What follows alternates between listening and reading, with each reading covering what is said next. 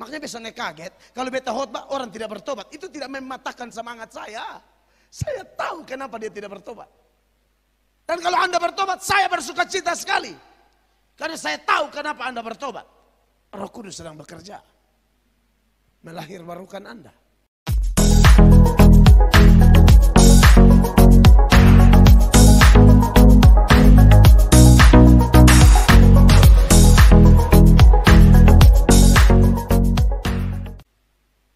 Orang mirip begini, ada banyak. Salah satunya data Yohanes Amsal 16 ayat 4 tadi. Data lain Yudas 1 ayat 4. Ada orang-orang yang masuk dalam gereja tapi tidak pernah bertobat sekalipun dia Kristen. Orang begini mirip-mirip Amsal 16 ayat 4 dan mirip Yudas. Perhatikan. Sebab ternyata ada orang tertentu yang telah masuk menyelusup di tengah-tengah kamu, yaitu orang-orang yang telah lama ditentukan untuk dihukum. Garis bawahi, telah lama ditentukan untuk dihukum. Siapa mereka? Mereka adalah orang-orang yang fasik, yang menyalahgunakan kasih karunia Allah kita. Salah gunakan kasih karunia Allah untuk melampiaskan hawa nafsu mereka, ya. Dan yang menyangkal satu-satunya penguasa dan Tuhan kita Yesus Kristus. Fasik, salah gunakan kasih karunia untuk hawa nafsu, menyangkal Tuhan Yesus. Jadi kalau ada orang sekalipun dalam gereja hidupnya fasik itu without worship. Orang yang hidup tanpa ibadah, tanpa penyembahan yang sesungguhnya kepada Allah. Dan ibadah yang sejati menurut Alkitab apa? Persembahkanlah tubuhmu sebagai persembahan yang hidup, kudus, berkenan. Nah ini orang tidak pernah melakukan itu sekalipun dia Kristen. Dia tidak pernah mempersembahkan hidup yang kudus dan yang berkenan kepada Allah. Kurang ajar sampai masuk peti. Maka saya yakin orang ini masuk di daftar ini. Hanya bisa tahu siapa. Ini perlu diberitahukan supaya Anda yang ada di sini periksa diri. Ya, Anda kalau Kristen hidup kotor terus ada berharap masuk surga. Lu punen moyang pun surga. Sembarang saja kau bacain ayat. Menyalahgunakan kasih karunia Allah. Tahu? Menyalahgunakan kasih karunia Allah. Ini yang suka salah tafsir doktrin. Oh kan kita selamat karena anugerah. Nah ini nih. Ini orang yang hyper grace, dia akan bilang pokoknya susah selamat. Bato mau kurang ajar, mau tipu, mau berzina, mau selingkuh, mau nonton bokep, mau nonton film porno, mau apa. Pokoknya susah selamat. Orang fasik cirinya menyalahgunakan doktrin ini. Siapa yang ajar karena lu diselamatkan karena kasih karunia, lalu lu bebas nonton bokep. Siapa yang ajar, lu karena sudah bebas, lu sudah selamatkan dari kasih karunia, lalu lu bebas bercabul, berzina, tipu, bisnis tipu-tipu. Siapa yang ajar? Bercerai sesuka hatimu, siapa yang ajar? Tidak ada. Nanti saya masuk di poin kedua, tanggung jawab manusia. Mereka salah gunakan kasih karunia Allah. Dan dikatakan mereka menyangkal satu-satunya penguasa Tuhan. Penguasa dan Tuhan kita, Yesus Kristus. Cara menyangkal Yesus ada 3. Mari kita cek, kita tafsir. Mereka menyangkal jenis mana? Yang pertama, menyangkal seperti Petrus menyangkal. Kenal, tapi bilang, oh saya tidak kenal. Itu seperti saudara nanti tingkat tersulit orang penjahat atau antikristus todong kau di leher, suruh menyangkal Yesus. Julu menyangkal, itu jenis menyangkal pertama. Ini pun tidak boleh. Karena Yesus bilang kalau kau menyangkal aku menyangkal kau. Menyangkal kedua, sikap diam. Tahu kebenaran son omong, tahu salah son togor. Ini yang Yesus bilang kalau kau tidak mengakui, kalau tadi menyangkal, ini son mau omong, son mau mengakui, sikap diam. Ini juga habis. Yang ketiga, menyangkal dengan perbuatan. Ini seperti Titus 1 ayat 16 itu ya. Harus hafal jemaat, saya ajar ini ulang-ulang. Perhatikan. Mereka mengaku mengenal Allah, tetapi dengan perbuatan mereka menyangkal Dia. Ulang, mereka mengaku mengenal Allah, tetapi dengan perbuatan mereka menyangkal Dia. Mereka keji dan durhaka dan tidak sanggup berbuat sesuatu yang baik. Menyangkal yang ketiga adalah menyangkal dengan perbuatan. Lalu orang-orang di Yudas 1 ayat 4 itu menyangkal yang mana? Jenis ketiga ini. Karena dikatakan sebelumnya mereka fasik, salah gunakan kasih karunia, melampiaskan hawa nafsu. Berarti mereka menyangkal Tuhan dengan perbuatan.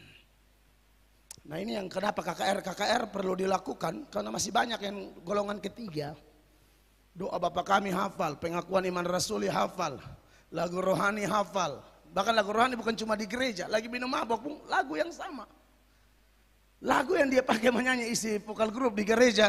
Tuhan, inilah rinduku, ku serahkan padamu segala cita-cita.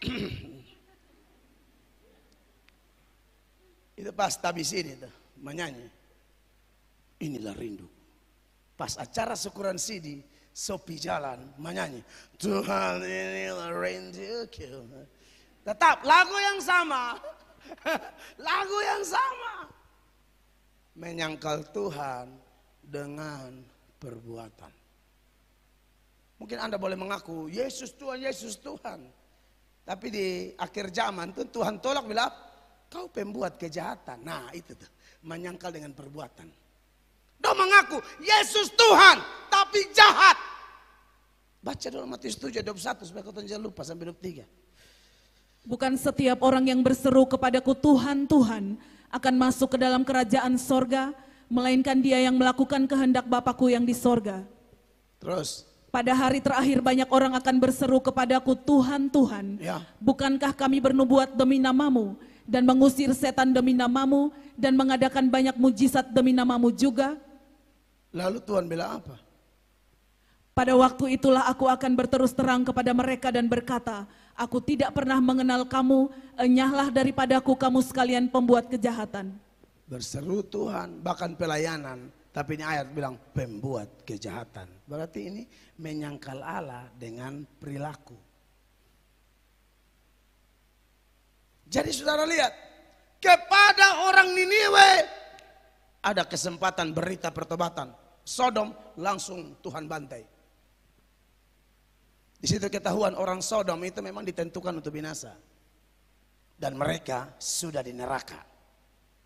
Jadi buat pembela-pembela homo yang ada di Indonesia, saya mengasihi Anda. Saya akan perangi Anda. Homo gay itu dosa. Kita kasihi orangnya, kita cincang dosanya. Hah?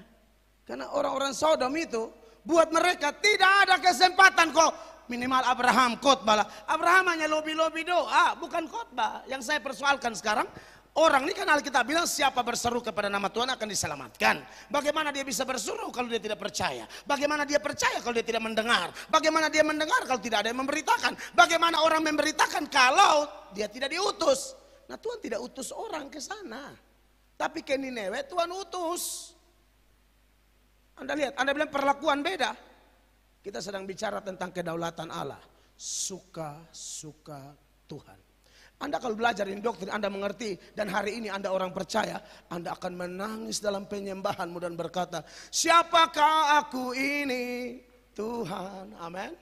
Jadi biji matamu. Anda dan saya sama kayak mereka juga. Tapi yang kotor-kotor ini ada beberapa yang Allah pilih. Dan diantaranya Anda yang sudah percaya dia. Anda yang sedang mengasihi dia. Anda yang melayani dia. Anda yang berkorban untuk dia.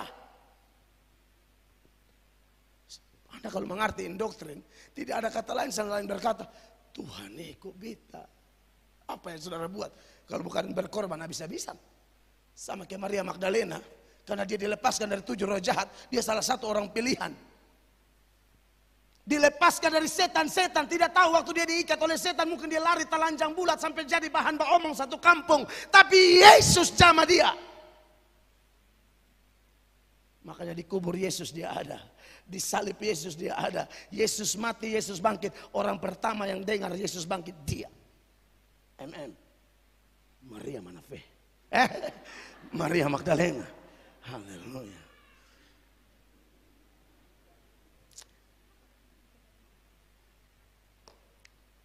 Maria Mandala ya. Pak David pun sepupu ya. Nah, saudara lihat keluar. Bebanting terlalu kuat. Wow, ini memang sulit sih. Tapi Anda yang diberi pengertian, Anda hanya bisa bilang, aduh terima kasih Tuhan. Amin. Tuhan akan mau pilih, saya pilih. Tuhan bisa kasih anak di Ribka. Di Ribka, Esau dan Yakub. Baru Tuhan kasih tahu di depan mama bilang, besan suka yang sulung, beta benci. Besuka yang bungsu. Mau apa? Ada mama-mama yang malaikat kasih tahu begini? Belum ya? Tolak. Makanya bilang Tuhan jangan kasih tahu biar beurus lah. Pokoknya beurus babai, saya tak usah pakai kejutan-kejutan begitulah. Orang dalam posisi mengandung nih. Kalau mau minum vitamin dari dokter terbaik pun kan jadi lihat bola balik lagi tanya kenapa? Tuhan ada kasih mimpi nih. Tuhan pilih Otto Lamberson. Kan kasihan. Anda pernah baca itu ayat? Ada di perjanjian lama, tapi pakai perjanjian baru saya. Roma 9 ya, mulai ayat 12. Perhatikan. Dikatakan kepada Ribka, anak yang tua akan menjadi hamba anak yang muda. Itu sudah berbeda dengan tradisi Ibrani. Anak sulung itu yang dapat hak kesulungan. Sulung Tuhan bikin jadi ekor, bungsu Tuhan bikin jadi kepala. Lu mau apa? Hah? Mau apa? Mau apa? Tuhan pokoknya tradisi dari Tuhan bola balik semua. Suka-suka Tuhan lah. Inilah kedaulatan Allah. 14. Seperti ada tertulis 13 ya.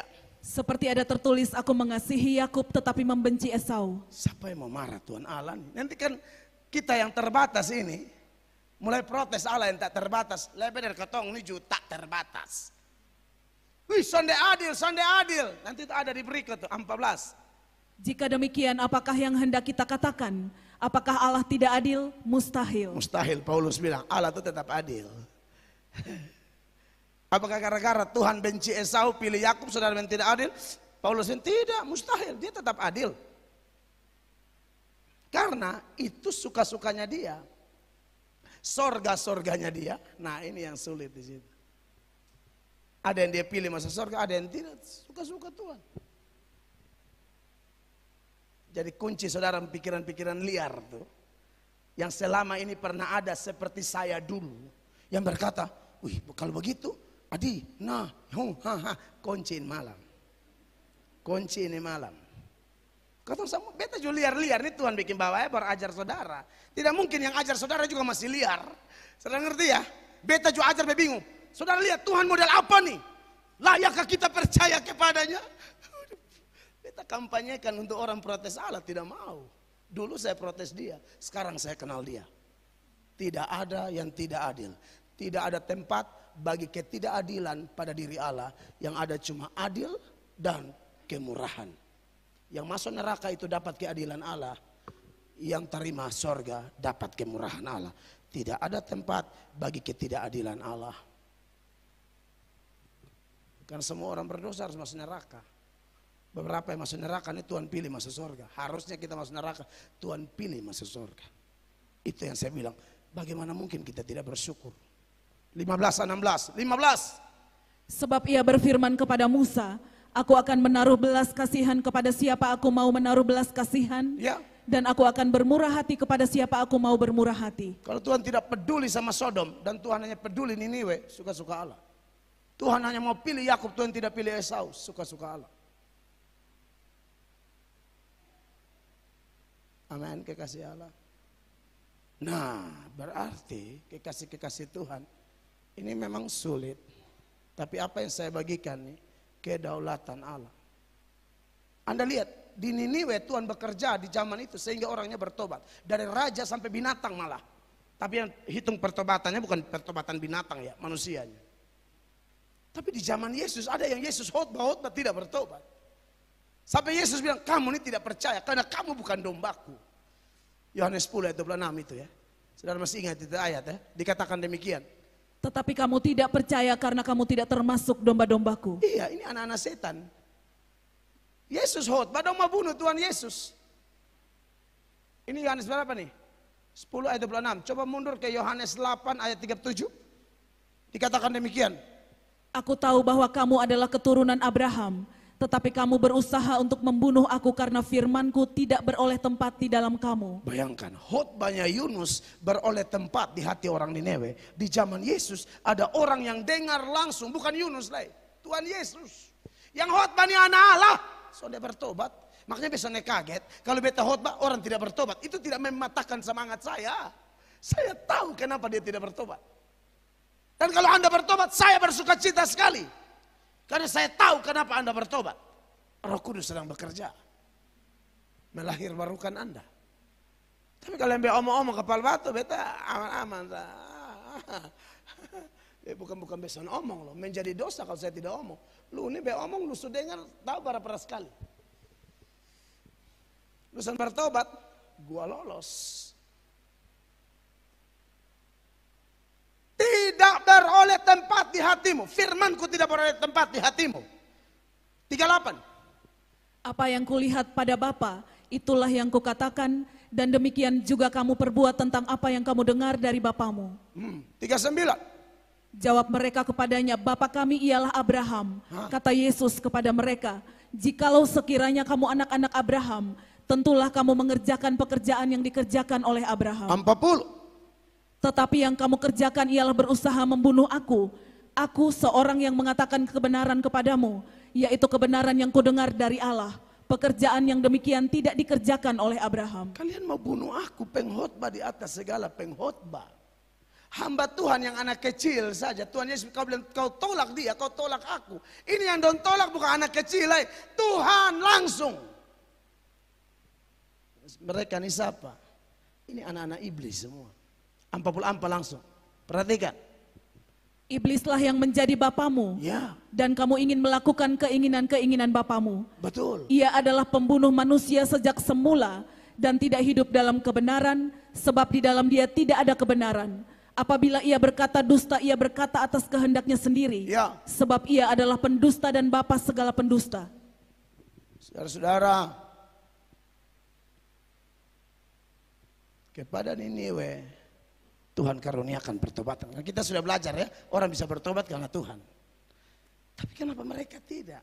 Itulah, dia akan bermurah hati kepada siapa dia bermurah hati. Dia akan berbelas kasihan kepada siapa dia berbelas kasihan.